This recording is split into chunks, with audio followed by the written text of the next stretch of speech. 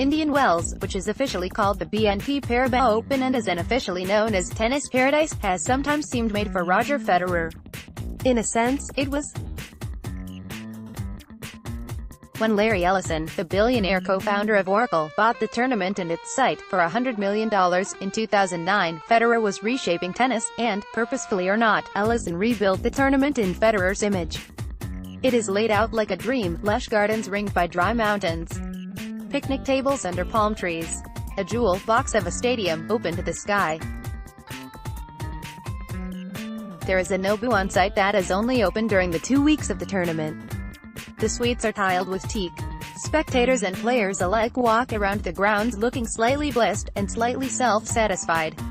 You might call the look Federer-esque. Federer rents a house when he comes. He brings the kids. His good friend Tommy Haas is the tournament director. Clearly, Federer feels at home. He has won the tournament 5 times.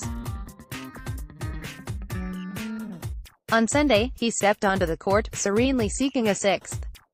He is 37 years old now, and no longer the best player in the world. That title indisputably belongs to Novak Djokovic, despite his stunning loss to Philip Kohlschreiber last week. Still, he is comfortably in the top 5, and, that week, the draw had very kindly smoothed a path for him to the final. In the quarter-finals, he faced Hubert Hurkacz, a Polish player who had never broken the top 50.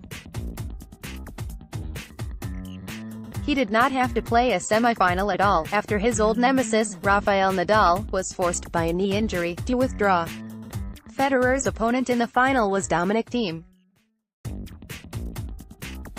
Thiem was once hailed as a bright star from a rising generation, a group of young players that seemed poised to finally break the grip that the Big Four, Federer, Djokovic, Nadal, and Andy Murray, had for years, on Grand Slam titles.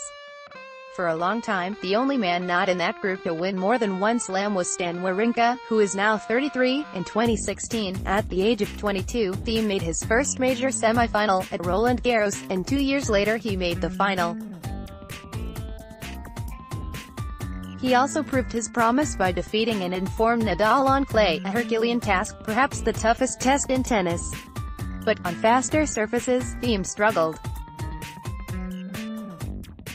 His stamina suffered, as he took on a bafflingly overloaded schedule. And, this year, coming into Indian Wells, he seemed to be fading, with only 3 match wins in 2019. Instead of leading a changing of the guard, he seemed in danger of epitomizing its failures. In 2018, all 4 slams were won by either Djokovic, Federer, or Nadal, the same 3 players who had won all 4 slams 10 years before. All sports are, by their nature, escapist, a momentary stay against confusion, the embrace of a world governed by strictly defined rules. But tennis nearly demands the actual refusal of ordinary obligations, like sleep and work. Being a tennis fan can mean taking 3 hours on a Tuesday afternoon to watch a single match, or waking up at 4 a.m., night after night, to watch a tournament in a distant time zone. You often don't know for sure when your favorite player will have a match, whether he'll get upset or injured, whether rain will postpone a contest to some later time or date. Over the years, Federer has made things a little simpler. When the sun rises and the weekend rolls around, usually, he is there. The style of his game is pleasing even to the untrained eye, and his sustained success has lent stability, and a global celebrity, to men's tennis. His continuing, legendary rivalry with Nadal has allowed fans to gush about a long golden age. But Federer is well past the age when most players used to retire, and Nadal, who plays a physically punishing style, is struggling to stay on the court. Their ongoing success is beginning to look like a sign that something is wrong with the sport, rather than an indication of good health. The stories surrounding the men's side at this year's Indian Wells mostly focused on boardroom controversies and warring factions within the sport, each with their own agendas, not all of them transparent. Tennis Paradise had about it a sense of impending doom, which carried over onto the court. Djokovic lost to a solid but unspectacular player in Kohlschreiber. Alexander Zverev, the most successful of the young players, meekly bowed out to his countryman Jan-Lennard Struff, 6-3, 6-1. The electric Frenchman Gael Monfils withdrew from his quarter-final match. And so on. It was left to Federer to supply the storybook ending, or Thiem to finally change it. Both men did their part. In the first set, Federer was sublime, hitting his serve with precision, and using his superlative timing and quick hands to rush the Austrian, who prefers to play a big swinging baseline game.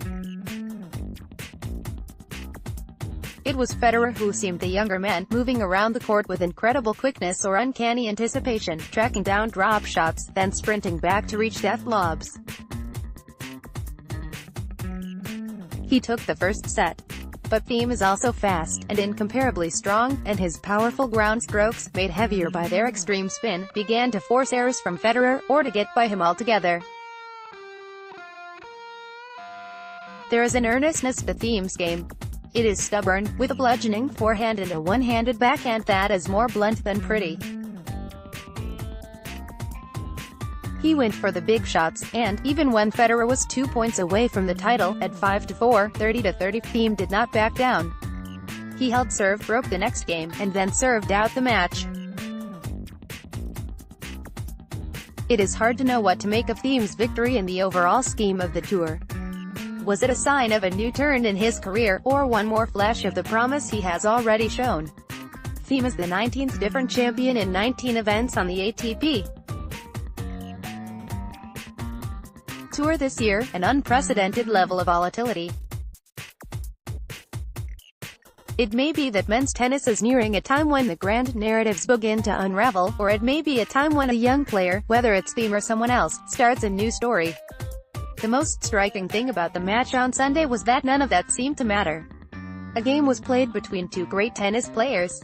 For a moment, that was enough.